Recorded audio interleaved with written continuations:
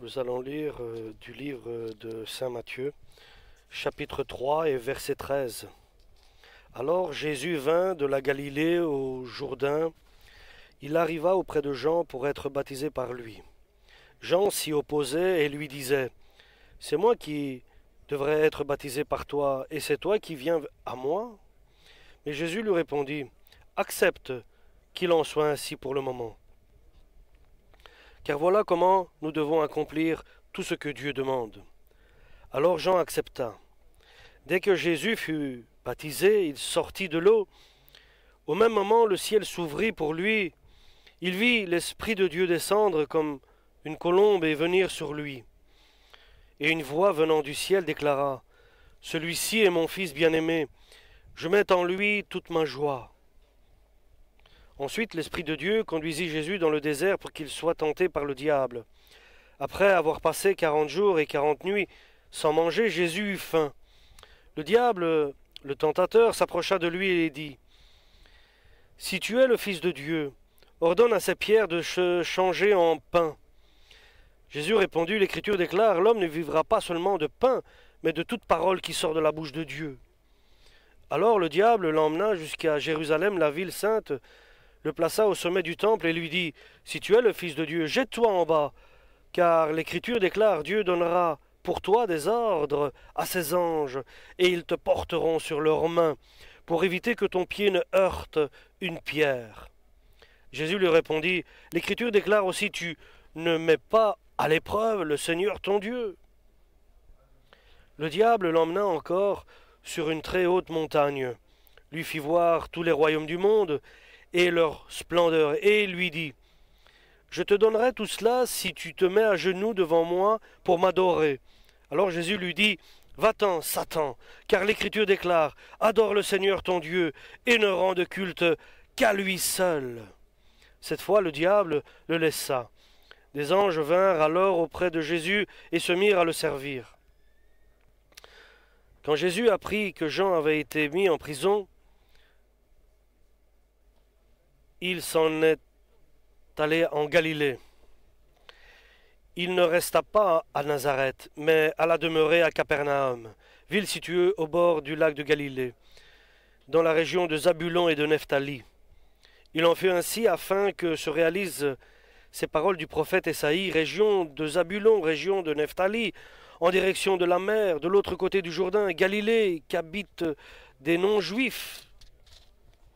Le peuple qui vit dans la nuit verra une grande lumière.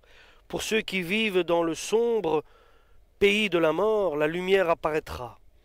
Dès ce moment, Jésus se mit à prêcher en disant « Changez de comportement, car le royaume des cieux s'est approché. » Alléluia.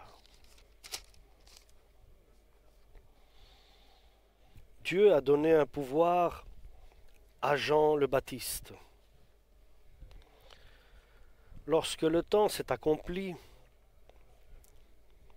pour que Jésus soit révélé au monde et qu'il est le Fils de Dieu, lorsque le temps est arrivé pour que Jésus commence son ministère, il était avec sa famille, son père était ébéniste. Le temps est accompli et à l'âge de 30 ans, pour qu'il soit révélé à l'humanité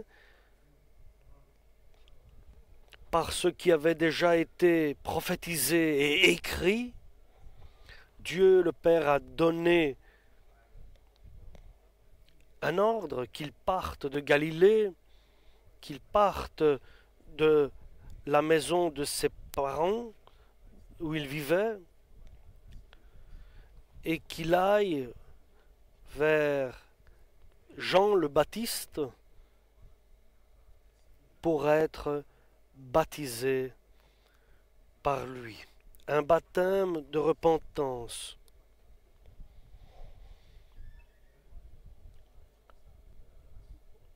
L'ordre de Dieu parfois peut nous paraître paradoxal et incohérente. Et et elle produit des questions, des interrogations. Et selon que Dieu nous a fait un contrat,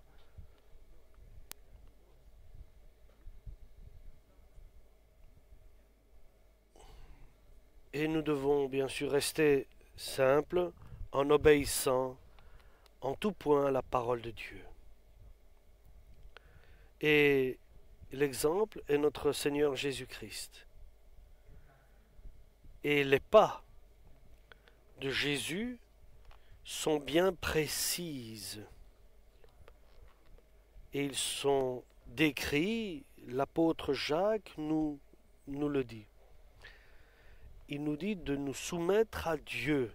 Soumettez-vous à Dieu et soyez contre le diable et il partira. Et il nous dit d'approcher Dieu et Dieu s'approchera de vous. Les pas sont bien précis et décidés et ceux qui acceptent aujourd'hui totalement le testament de Jésus, nous avons un chemin bien précis. Nous commençons par l'obéissance à Dieu. Que veut dire j'obéis à Dieu? Je me soumets à ses commandements et j'écoute celui que Dieu le Père a envoyé. Et Dieu le Père lui a demandé d'aller se faire baptiser au Jourdain par Jean le Baptiste, le baptême de repentance. Et nous savons que Jésus s'est libéré de la puissance qu'il avait, de la force qu'il avait.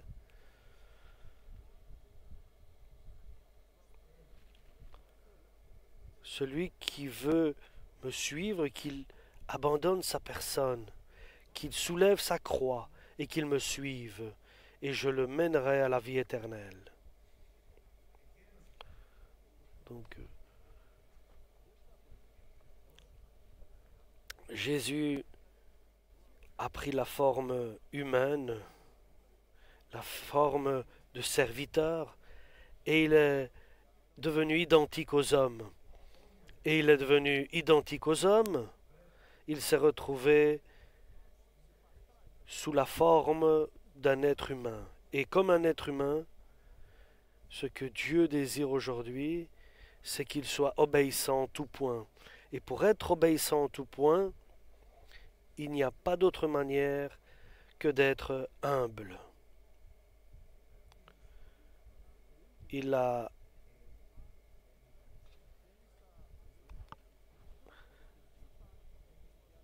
s'est il s'est rabaissé jusqu'à la mort. Et Jésus avait été amené à se rendre au baptême de repentance.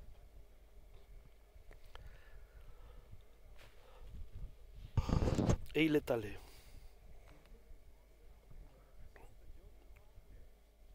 Et Jean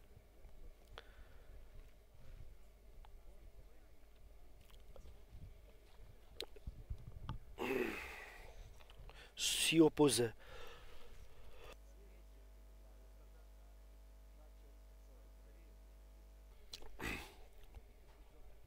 Jean s'y opposait à lui.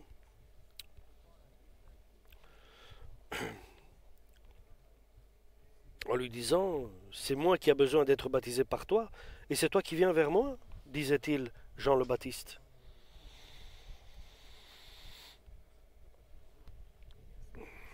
Qui est digne d'annoncer la bonne nouvelle? Celui qui est humble, celui qui est simple. Et s'il est humble, Dieu sera avec lui. Parce que ce qui est important, ce n'est pas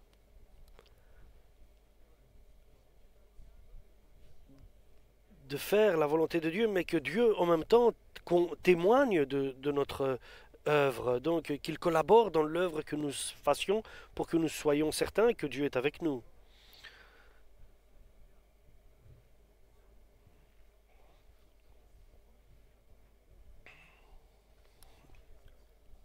Et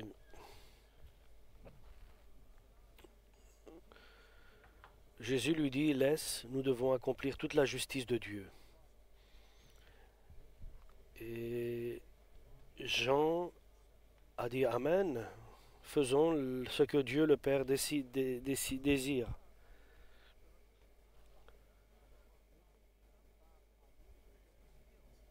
C'est pour cela que nous, chers frères et sœurs, il est important de dire Amen à l'évangile de Dieu.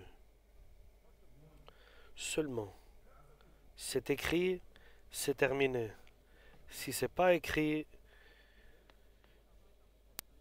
alors c'est différent. Ce qui est écrit, c'est une loi de Dieu, car je désire que la parole de Dieu soit une loi pour moi. Si cela n'est pas écrit, je suis libre. Et maintenant, il commence à transférer le pouvoir. Et pour Jean, ça sera difficile. Parce que la volonté de Dieu dans notre vie est parfois difficile. Le chemin est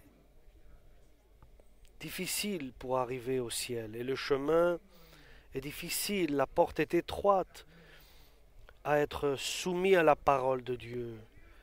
Parce que cela peut être ennuyeux dans un sens, mais c'est dehors de notre logique, de notre volonté et de ce que nous plaît. La volonté de Dieu est tout à fait différente de ce qui nous plaît à nous, mais elle est glorieuse. Et Jésus a été baptisé, et à ce moment-là, les cieux se sont ouverts. Et voilà maintenant ce qui se passe. L'Esprit Saint, en forme de colombe qui était visible pour toi, est descendu du ciel et elle s'est assise sur Jésus. Voilà, c'est ce que Dieu le Père m'avait dit. C'est lui le Fils de Dieu.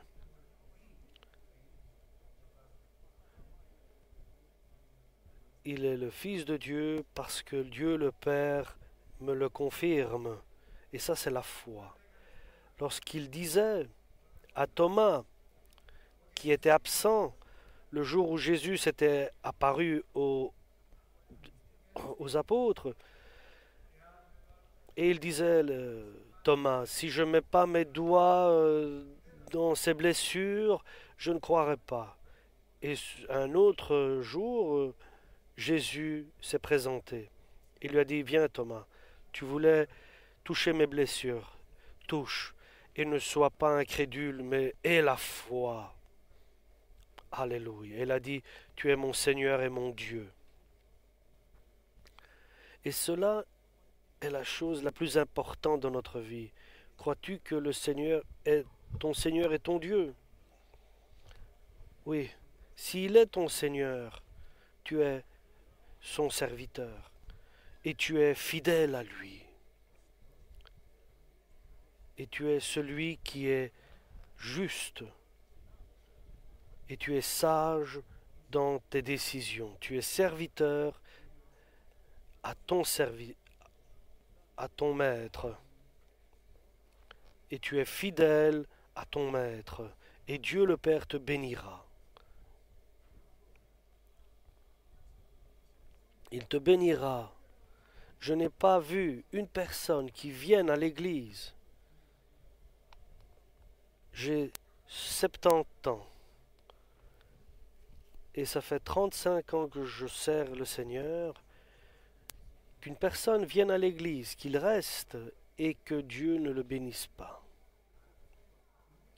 il faut, à une condition, je ne viens pas pour gagner le monde actuel, mais quelqu'un qui vient pour gagner le monde, il est le pire des hommes.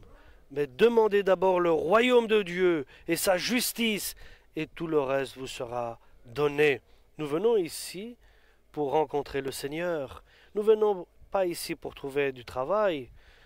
Nous venons pas ici pour nous marier. Nous venons pas ici pour faire une certaine, pour avoir des amitiés. Ici, nous venons pour rencontrer Jésus. Et nous restons dans l'enseignement des apôtres et aux prières et tout cela. Nous venons pourquoi à l'église? Aujourd'hui, un frère m'a dit, je veux que le Seigneur me métamorphose. Moi aussi je désire. Et qu'il me métamorphose successivement. Et seulement Dieu peut le faire. Par Jésus-Christ, seulement Dieu peut l'accomplir. Mais si tu viens pour gagner le monde actuel, tu vas le perdre. Tu perdras Dieu. Mais si tu viens ici en ayant perdu le monde extérieur, tu vas gagner la vie éternelle. Oui, nous allons perdre le monde extérieur. Celui qui aime sa vie dans ce monde, il la perdra. Celui qui aime Jésus et la vie éternelle, il gagnera sa vie éternelle. Il est très important donc pourquoi nous venons à l'église. Pourquoi Jésus est allé se faire baptiser par Jean le Baptiste pour qu'il puisse accomplir toute la volonté de Dieu en se soumettant à sa parole et bénéficiant de ses promesses. Et lorsque les cieux se sont ouverts et le Saint-Esprit est descendu en forme de colombe, et Dieu lui-même a parlé.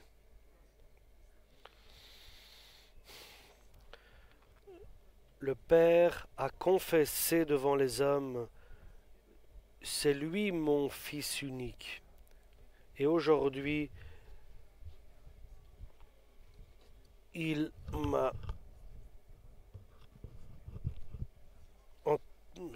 Je mets tout... Celui-ci est mon Fils bien-aimé. Je mets en lui toute ma joie. C'est ce que le Père a déclaré du ciel. Et ainsi donc,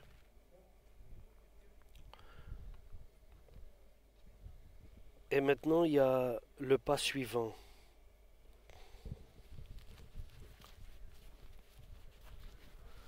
Et Dieu, bien sûr, il prépare ses pas.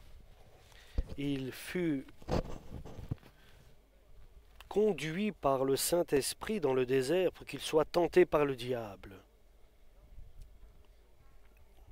Là, dans le désert, seul, pour être tenté, là, dans la solitude, par le diable, pour qu'il puisse être contre le diable. Et il faut que le diable s'en aille pour que nous puissions continuer notre chemin. Et pendant 40 jours, il a jeûné et 40 nuits. Après, il a eu faim et est arrivé le diable. S'approcha et lui dit. Et il faut le résister. Il ne faut pas que nous soumettions à sa volonté et que nous n'obéissons à ses paroles. Écoutez ce qu'il essaye de dire.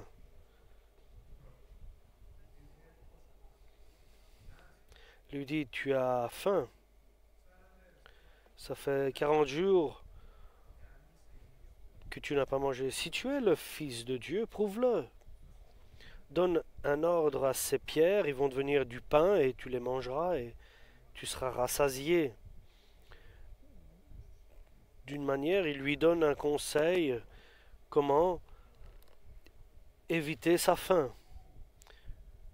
Pour oui, est-ce que Dieu, comme nous dit l'Écriture, est-ce que Dieu a dit que tout était interdit de manger ici dans le jardin d'Éden? Et bien sûr, le diable, il veut influencer ce que Dieu a interdit pour qu'elle puisse la faire. Si tu es le Fils de Dieu, donne l'ordre que ces pierres deviennent du pain. Tu es capable de le faire. Le diable demande quelque chose que tu peux l'accomplir. Et n'écoutons aucune autre voix que celle de Jésus. Et comment nous allons nous résister, nous allons être contre?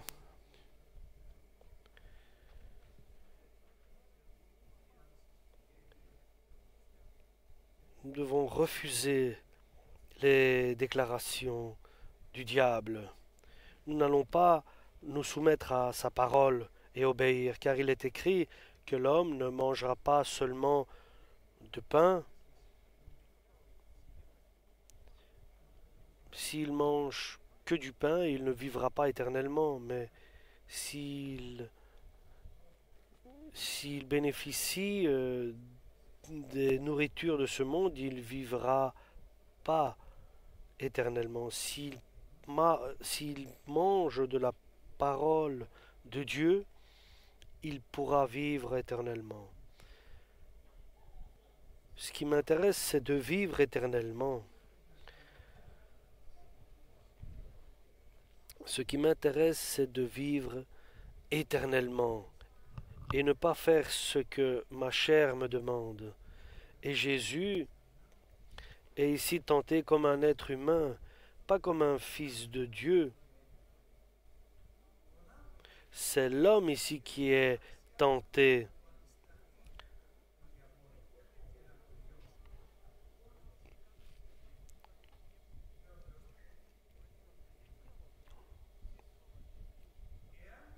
Si tu es le Fils de Dieu, donne un ordre pour que tu manges et que tu sois rassasié. Et Jésus, que lui dit-il? Cela ne m'intéresse pas d'être rassasié et de bénéficier de la nourriture de ce monde, mais moi, ce qui m'intéresse, c'est la vie éternelle. Qu'est-ce qui t'intéresse à toi, frère, dans ce monde? Si tu viens ici pour manger, tu ne vivras pas. Si tu viens pour vivre éternellement, tu mangeras éternellement. Il est écrit que l'homme ne vivra pas seulement de pain. Mais ce qui m'intéresse, c'est de manger la parole de Dieu qui sort de la bouche de Dieu. Et regardez la puissance de la parole de Dieu. Le diable ne peut pas aller contre la parole de Dieu. Elle est forte, elle est puissante, elle est révélatrice. Le diable entend la parole de Dieu, il s'en va. Le sang de Jésus qui sanctifie l'homme, la parole de Dieu qui donne la force à l'homme et l'Esprit Saint qui dirige l'homme dans toute la vérité. Contre ça, le diable ne peut rien faire.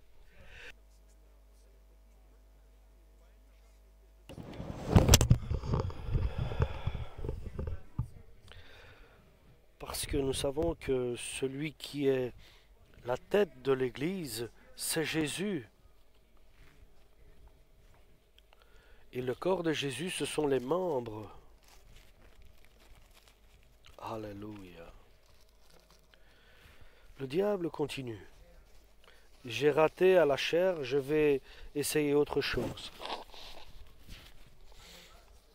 Et alors il l'emmena jusqu'à Jérusalem, la ville sainte, le plaça au sommet du temple. Et il lui dit, si tu es le Fils de Dieu, jette-toi en bas, car il est écrit.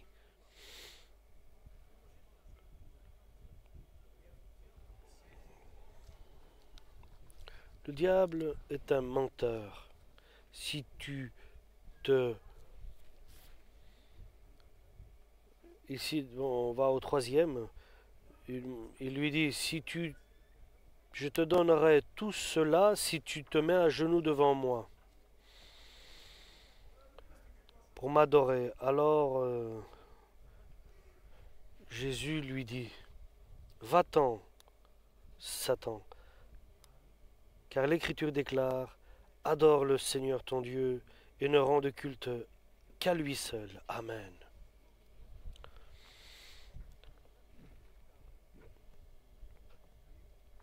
Que veut dire adorer? Ça veut dire sacrifier. Oui, tu sacrifieras qu'à ton Dieu. Au nom de Jésus, tu sacrifieras. Ni pour ta famille, mais pour personne.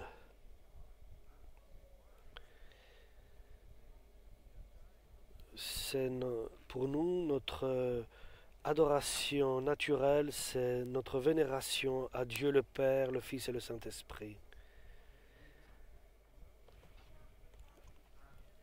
Si tu veux, certains disent, si tu veux qu'on se marie, ne retourne pas à l'église. Oui, vas-y, ne va pas tous les jours, ou d'autres choses. Nous devons savoir que nous avons un Seigneur que nous allons adorer.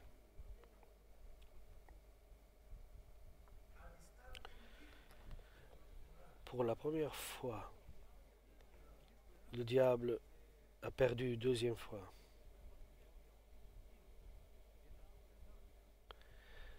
Parce que tous les hommes ont une envie d'être vus, d'être révélés, d'être recommandés. Et là, il l'emmène, et alors le diable l'emmena jusqu'à Jérusalem, la ville sainte, le plaça au sommet du temple et lui dit, si tu es le Fils de Dieu, jette-toi en bas, car l'Écriture déclare, Dieu donnera pour toi des ordres à ses anges, et ils te porteront sur leurs mains, pour éviter que ton pied ne heurte sur une pierre. Parce que tu es le Fils de Dieu, les anges viendront, tu vas te jeter d'ici, mais il t'arrivera rien. Et ça, c'est très important, je l'ai déjà vu, comme par exemple, soyons prudents. Et même si un serpent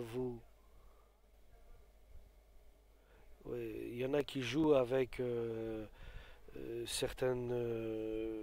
comme par exemple l'Écriture nous dit, si un serpent vous mord, il ne vous arrivera rien, car vous êtes mes enfants.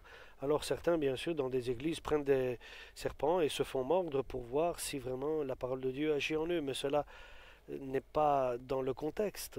Si par hasard nous serons mordus par un serpent, il ne nous arrivera rien, mais pas mettre notre Dieu, le tenter pour voir pour qu'il agisse.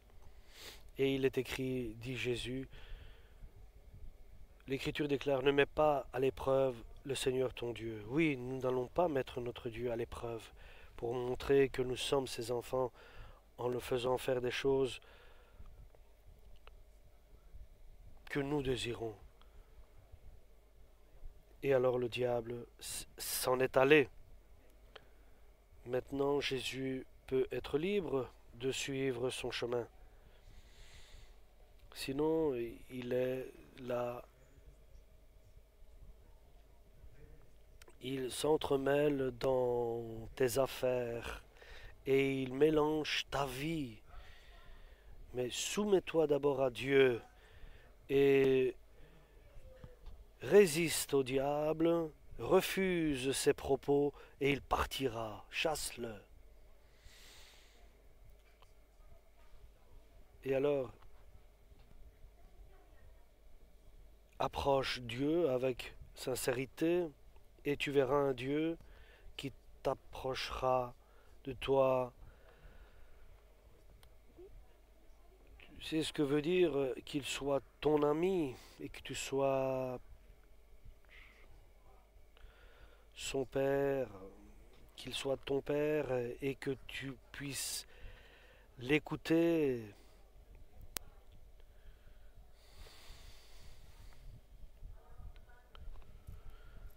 Chers frères et sœurs,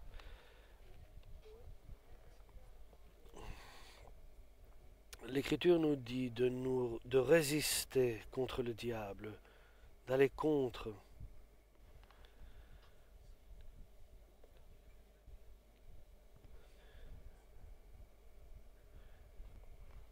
Alléluia. Nous devons pour cela approcher Dieu en allant dans notre chambre, nous mettant à genoux, en priant Dieu le Père, demander le sang de Jésus.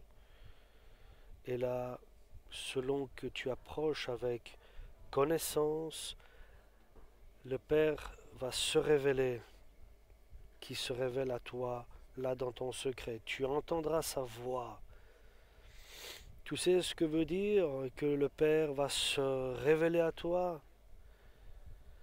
Est-ce que le Père se révèle à toi dans ta chambre lorsque tu pries? Il est écrit. Et l'écriture ne peut pas être transformée ou changée. Et Dieu le fait, celui qui se soumet à sa parole et qui renonce au diable et qui accepte Dieu. Il n'y a pas de plus grand bonheur et de bénédiction de rester devant notre Père.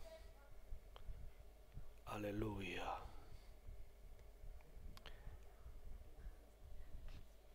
La parole de Dieu n'est pas pour les autres. Et la parole est pour nous tous, mais pour chacun séparément. Chacun séparément, individuellement, vit dans la présence de Dieu. Approche Dieu et Dieu s'approchera de toi. Et vous savez maintenant ce qui arrive à Jésus. Il prie. Fasse qu'il soit un comme nous sommes un, dit Jésus. Approche Dieu et Dieu s'approchera de Dieu pour que nous puissions former une unité. Le Père, le Fils et le Saint-Esprit, un Dieu trinitaire, vient demeurer dans le corps et nous vivons dans la Trinité. Et nous bénéficions de l'unité du Père par Jésus et du Saint-Esprit.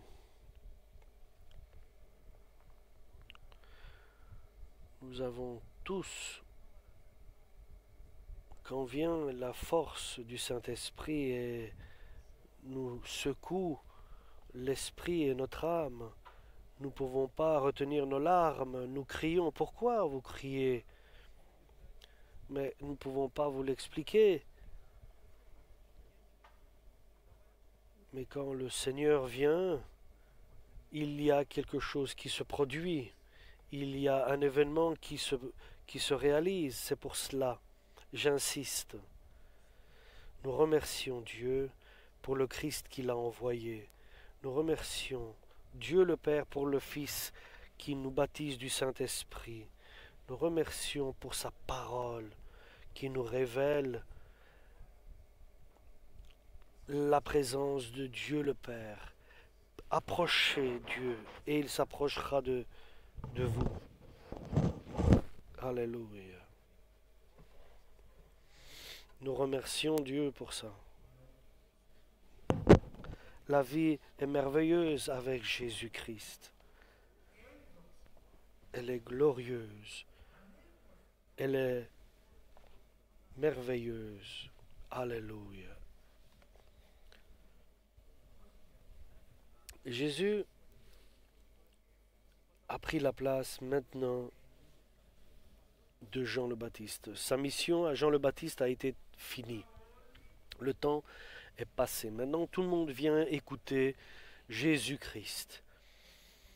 Il allait à Jérusalem, en Galilée, et là où il allait, se rassemblaient des personnes. Et Jésus les guérissait. Celles qui avaient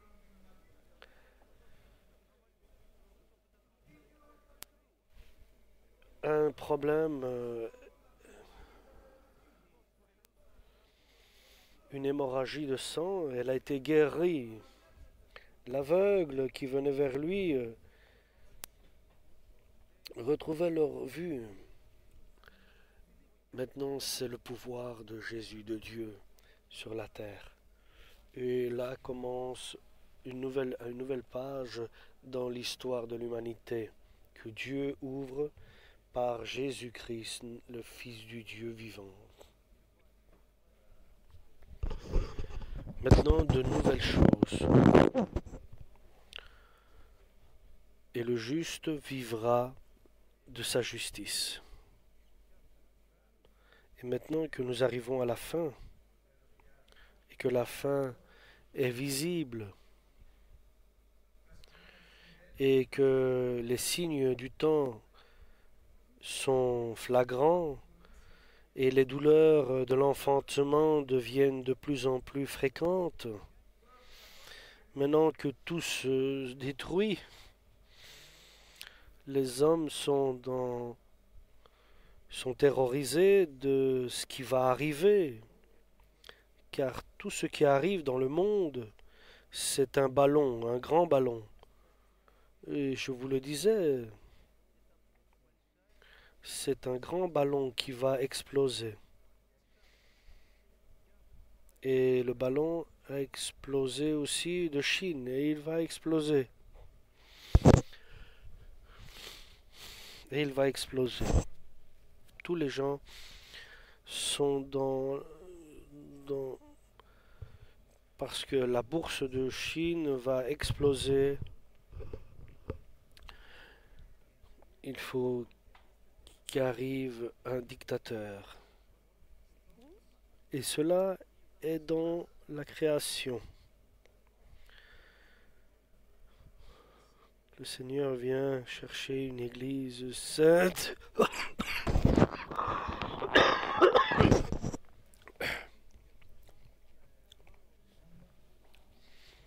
Nous soyons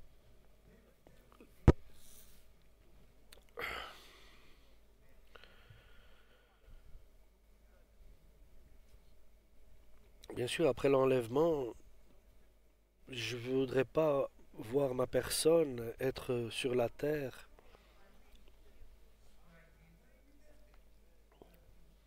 Et nous savons que pendant les 7 ans, il y aura des destructions massives. Il y aura la loi de la jungle qui va sévir.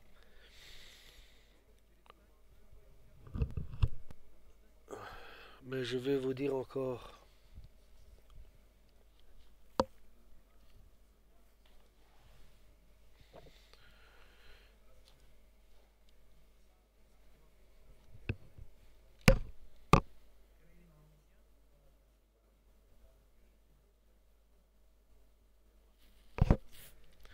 vous avez entendu, dit Jésus, qui a été dit, tu aimeras ton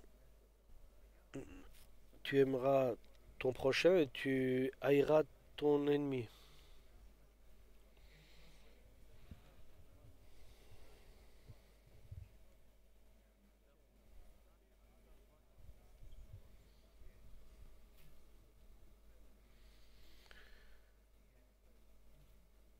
Vous êtes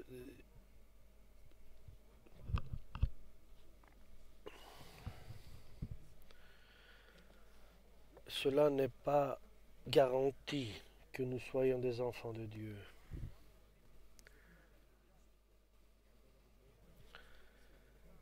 Le Père nous a donné la nouvelle naissance et pour rester des enfants de Dieu, pour être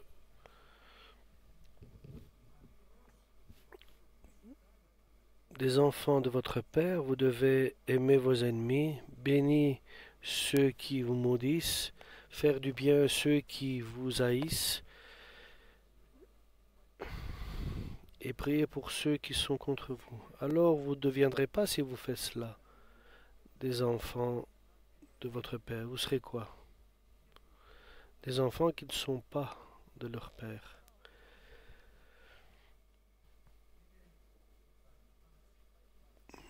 Et Dieu nous donne un bypass pour nous sauvegarder des péchés, de nos erreurs, de nos faiblesses. Bien sûr, le sang de Jésus nous purifie de tout péché, mais moi je veux être le fils de mon Père. Cela n'est pas garanti ou donné, mais si je veux devenir, il faut que j'aime mes ennemis, que je bénisse ceux qui me maudissent,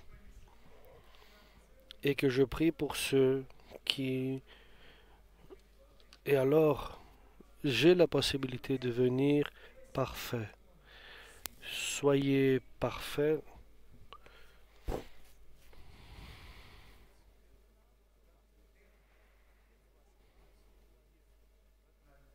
Voilà donc la perfection.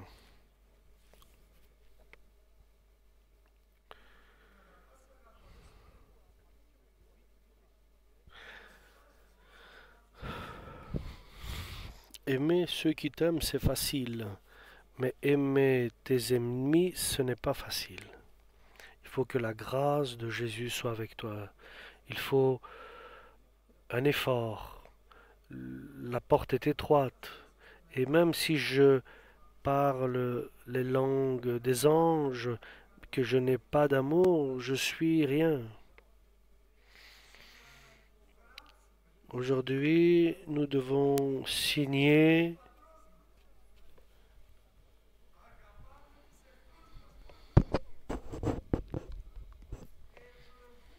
Nous devons aimer nos ennemis.